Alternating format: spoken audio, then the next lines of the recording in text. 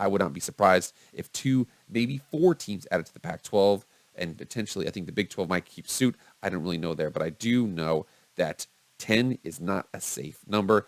Ask the Big 12 about it.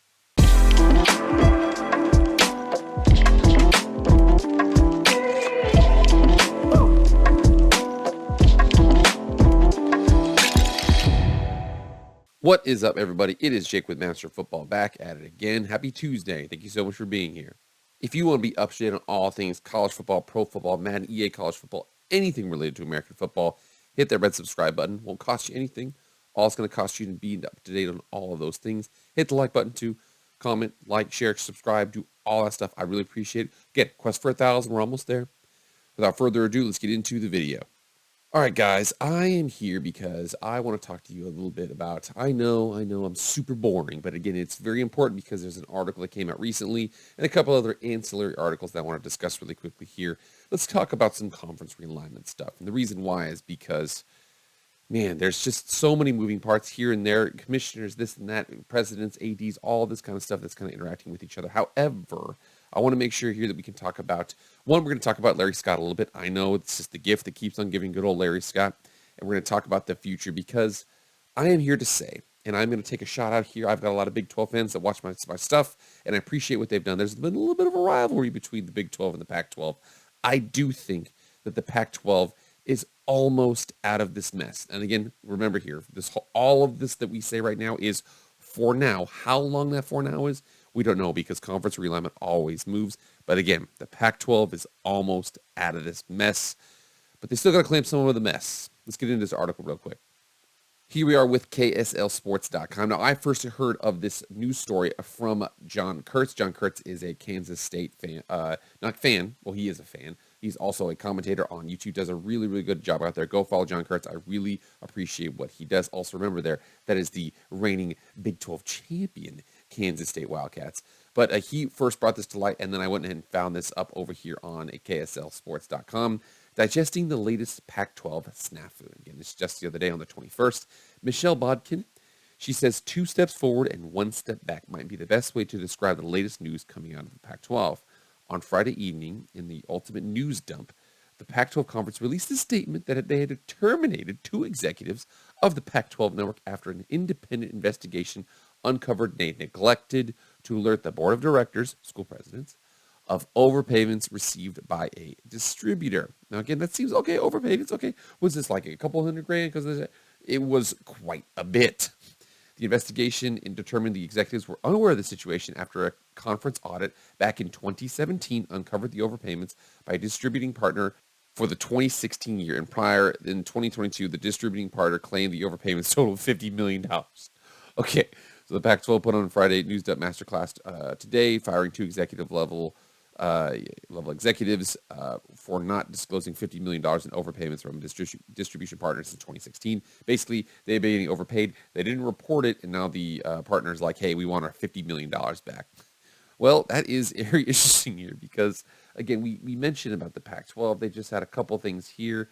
USC, UCLA getting pulled over, potentially the conference, collapsing, the Big 12 saying we're open for business, and then, George Kliavkoff from the Pac-12 saying, oh, we haven't decided we're going to shop at the Big 12 or not, ha, ha, ha. Just a whole bunch of snafu here, but I want to make sure we're clear about this here. Again, this is going to turn positive here for the Pac-12 in a second, but first, we need to address the rest of this article here. Recently, the Pac-12 has been making positive headlines after the conference finished with the 2022 football season with 6 teams ranked in the final AP Top 25 and being the conference with the most 10-plus win teams 5 of the season. Naturally, the positive press for the conference was a welcome change after years of being dubbed the weakest of the Power 5 and was garnering excitement for the upcoming 2023 football season, which would feature 5 of the best quarterbacks in the game playing against each other. Again, the Pac-12 this next season is going to be awesome. Remember, last year we're going to get USC and UCLA in the Pac-12. Going to be super entertaining out there to see all that, see all of the commotion and this and that. But again, lots of good quarterbacks are coming back to the Pac-12. The product on the field is going to be really, really good. The latest news, however, was a step back in progress and a stark reminder of the damage former Pac-12 Commissioner Larry Scott bestowed upon the league for nearly a decade before current Commissioner George Kliavkoff took over. Larry Scott is I mean, first of all, if you ever just want to Google hilarity, just look at Larry Scott's history. He's just absolutely not. Listen, every once in a while you get a dud. Okay, Larry Scott was a dud. Klyavkov has certainly appeared to be a breath of fresh air for the Pac-12, but there is clearly more work to be done to exercise all the demons left behind Scott, including the $50 million overpayment that they need to return there. Here we are on questions remain. This is very important here. Two of the biggest questions remaining for the latest episode of As the Pac-12 Turns include what was the ultimate end game here? As it turns out, the executives didn't appear to have benefited from profiting from withholding the information about the overpayments. Hopefully, more information will come out as the weeks go by in an effort to clarify the point and purpose was here for the execs, because clearly, if it's really true they gained nothing, it's absolutely baffling why you wouldn't say something. No, let's just make sure we're clear about this. It's better if you can assign something to malice or ignorance, assume ignorance. If we're talking about Larry Scott, I guarantee you they had no idea. Nobody was really sure. It's not good, but that's my best guess here. They didn't benefit from it. They just didn't know. They didn't calculate it. That's my best guess as of what's going on here. Who will end up footing this bill? I'm telling you right now, it's going to be the rest of the Pac-12 teams. This Pac-12 media deal is probably going to include some payouts or this or that. So it is a big pain in the butt. Remember here, USC and UCLA were in the conference during this time of overpayment. They are going to foot the bill too, and I guarantee they're going to be happy to foot the bill and consider it like a goodbye. Thank God we're out of there. It's over. So that's the news there in terms of, again, Pac-12 overpayments, got them. The distributor wants it back, $50 million lost. It's definitely a big snafu right now. Now, the Pac-12 on the field has been pretty good. I even talked about Arizona.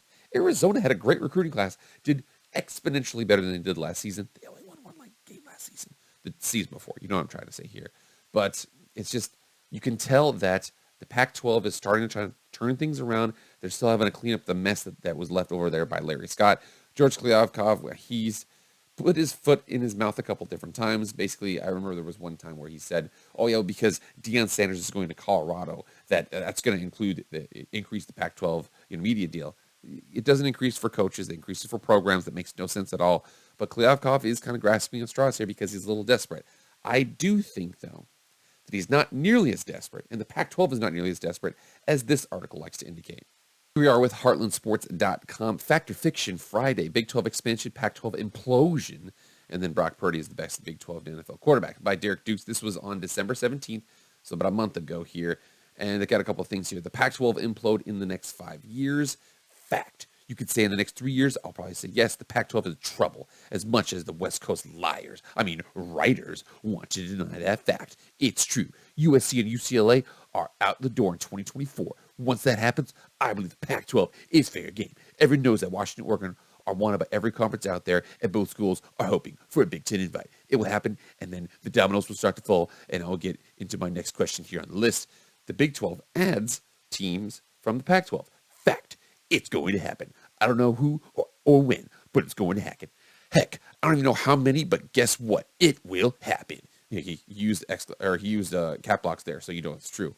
My guess is that the Arizona schools will be the two newest additions to the Pac-12 conference, and then maybe Utah and Colorado. I know everyone around the Pac-12 is talking about sticking together. But once two more schools leave after USC and UCLA, that conference is going to crumble like a soft cookie. Just give it some time is all. No. Okay, no. Unfortunately, that's not going to happen. No, I actually think that the secondary thing that he said was going to agree. Once another school leaves the Pac-12, then the Pac-12 is probably going to be in trouble. I actually agree with that point. But I'm here to tell you right now that the Grim Reaper for the Pac-12 is no longer an issue, and I think they're going to stick together, and that being Kevin Warren. Here we are on the Oklahoman, and it says how former Big Ten Commissioner Kevin Warren tried to help the Big 12. And again, he did a couple of different things here. He went to war against the SEC, was a double agent for the Pac-12 and the ACC. Basically, he was trying to help the Pac-12, not because he was helping the Pac-12. It was more like help by accident, because he was going after the SEC, and he was going to use the Pac-12 and the ACC to get there. The ACC's grant of rights was locking things up. The Pac-12 wasn't. He goes out there. It's a pretty good connection out there to find that. The thing about Kevin Warren here is that Kevin Warren did not have a very long tenure as the Big Ten commissioner, but he made a lot of headway here. You see this, like I said before, he tried to attack the ACC and he tried to attack the SEC by going with the ACC and the Big and the Pac-12's assets and then go after them. And then the Big 12 was a benefactor of whatever fell from there. But you see here, he was only there for 3 years. Warren spent 3 years as the Big Ten commissioner and will be remembered most for luring Southern Cal and UCLA from the Pac-12 effective summer 2024. That was in response to OU and Texas pledging to the SEC. But Warren didn't stop there. From a variety of reports, Warren pushed the Big 12 for further expansion, with Washington and Oregon at the top of the list, and Utah, Stanford, and California as also potential candidates. They also tried for Notre Dame. Notre Dame said no. But you see here that the Pac-12, this is the big thing here, which is why the Pac-12 right now is going to survive. Get over it, Big 12 fans. The Big 10 presidents resisted, and the Big 10 apparently plans to top out at 16 with USC and UCLA. But Warren had if he had gotten his way, they would have gone there, and then the Utah schools, Arizona, all that kind of stuff would have gone to the Big 12. It didn't from there. Now, it says right here, this is very important. The Oklahoman says Big 12 expansion is still possible, but quite unlikely. There's little reason to believe that Washington, Oregon, and Utah crowd to consider the Big 12. The path to the CFP is greater for Utah, Oregon, and Colorado, or Utah, Oregon, and Washington if they join the Big 12 rather than if they stay in the Pac-12. That's kind of the situation there. The Pac-12 is expected to announce a new television contract. Now, here's the issue with this. They also bring up the fact that it's going to be heavy in streaming on Amazon and things like that. So it's going to be very interesting. Every single commissioner is watching to see what happens with the Pac-12, because if it works, they're going to copy it. If it doesn't work, they're going to trash talk it. And then the big thing here is that the Big 12 has showed there's life beyond the pale. Again, remember that. Kansas State, Baylor, TCU. The Big 12 is a lot deeper than people think it is. If you're going to be a team, going from the Pac-12 to the Big 12, it just doesn't make a lot of sense either different way. I do know that, and again, you see this right here. The Pac-12 is going to make some moves, and the Big 12 is going to make some moves. Unfortunately, I've been saying it. Nobody's liked it. It's going to be only G5 if it's going to be a move anytime soon. I'm telling you, the 10 and the Pac-12 are sticking together. The 12 and the Big 12 are sticking together. Nobody's going to be able to pull anybody from anybody else. And I'm telling you right now, the Pac-12 commissioners, this is where it gets a little bit interesting, because there's one line in here. This is all Cardinal. This is Stanford's site. Fresno State is eyeing a move to the Pac-12 or the Big 12. Of course they are. Why wouldn't they? Hey, Fresno State wants to get more money. No way. So does Boise State, San Diego State, Everybody else does. That's not a big situation here. However, remember here, this article brings up something very important that most people forget about this whole situation. The Pac-12, like the rest of the college football world, had no clue that two were even considering leaving, especially since, and again, this is so important here, boom, especially since USC's president, Carol Folt, opposed the conference, the Pac-12, the conference's expansion, and essentially shut them down when Big 12 teams wanted in. There was a report out there that several Big 12 teams were like, we would have accepted if they would have sent the invitation, and USC said no, ultimately to leave, to go on to a different conference later on. Texas has done the similar thing before, where we don't want expansion, we don't want expansion, we don't want expansion. Oh, we're going to go to the SEC. It's happened before. It will happen again. The top of the conference usually gets their way. However, the bottom of the conference has to kind of protect themselves in these instances. And again, you see this, the fact that right now the Pac-12 is at 10 teams. If it loses any more, you run the risk of, I know you can still have a conference championship, but you run the risk of just there being such a little product out there for the advertisers that, so few games and this and that, that there's more risks than there are rewards to having a smaller conference. So the Pac-12 is probably going to look at San Diego State, probably going to look at SMU for news markets. Fresno State's an interesting one. I don't really necessarily know about that. Very successful program, Mountain West champs currently. So I do think that sentence right there shows that the Pac-12, maybe even the Big 12, is like, listen, if we expect, first of all, if the SEC comes calling and they come calling for the ACC teams, that's most likely here, as the ACC is just kind of locked up in their own situation here. But if the Big 12 thinks they're safe with their 12, they're going to stay there. However, if the middle and the bottom of the Big 12 is like, we want to solidify this situation a little bit more, they might add some teams. The Pac-12 definitely needs to add some teams, because if they lose anybody, the conference is destroyed. It's going to be Washington State and Oregon State, and they're going to have to be able to add Mountain West teams. It'll be the Mountain West Super or something like that. It'll be a whole situation. Again, remember here, if you're at 10 teams and 4 leave, there's no more conference. There is, because of a couple of rules here and there, but you have to insulate yourself from that potentially happening. I would not be surprised if 2, maybe 4 teams added to the Pac-12, and potentially I think the Big 12 might keep suit. I don't really know there, but I do know that 10 is not a safe number. Ask the Big 12 about it. And again, I'm telling you right now, there hasn't been that much news, and I know that this is an article that basically, this video is basically just saying, just give it up. Just give it up, Pac-12 fans. Just give it up, Big 12 fans. Unless the Big 10 comes calling or the SEC comes calling, nothing's happening, okay? It's only G5 movement. I'm sorry, not sorry. I know I'm a Boise State fan right there, and I know, but I'm telling you right now, it's not going to happen. You're not much more stronger than each other. You're actually very similar to each other in a lot of instances. Now, that being said, I do know that Washington, Oregon, and Stanford, and Cal have unique offerings that many of the Big 12 teams don't have. In fact, actually, TCU actually is very interesting. I know they just came off of a game in the national championship, but access to Dallas, I don't know if they necessarily command that market. But there's lots of interesting questions to go over here. But again, that's where we're at right now. Pac-12, Big 12, again, for the 8,000th time in a row. I know that one guy was super, super sure about it. I'm telling you, it's going to happen. No, it's not. Pac-12, Big 12, nobody's taking from each other in the next couple of years. The Big 10 looks like they're set at 16. The SEC set at 16 themselves. The ACC is locked into 14 because of the ridiculous deal.